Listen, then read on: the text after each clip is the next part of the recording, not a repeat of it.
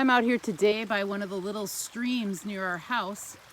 Came out to find some horsetail and found it. I knew I would. I knew I'd find horsetail by this stream because it loves water, particularly fresh water. And so this is quite an abundance here. These here, there are two types of stems. This one here is a fertile stem. So you'll be able to tell the difference by the cone shape on top and then the brown, like feathery rings that kind of surround the stalk. These reproduce through spores. And so once these little grid things open up, they will disperse their spores and they'll reproduce that way. That doesn't happen until a little later in the season. These are still pretty young. And then if we look over here, this one's really small. But this is actually a sterile branch. And once this one gets bigger and matures, it will open up with some hair-like stems that actually really look similar to pine. So when they open up, the sterile horsetail looks a lot like pine does, the pine needles. Both of these can be used interchangeably. Medicinally, they have the same properties. I typically harvest both types when I'm making medicine with horsetail. They are super high in silica.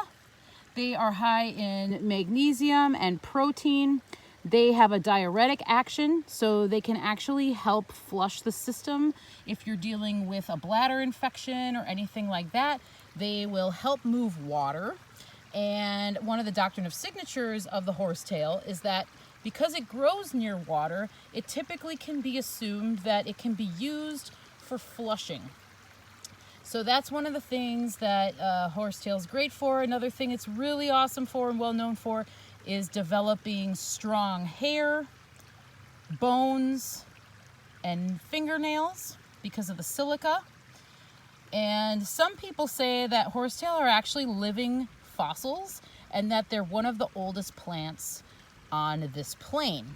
So next time you're out and about and you're near fresh water, where an area where there's a considerable amount of sun, take a gander and see if you can see some horsetail. It's very abundant and it grows very quickly.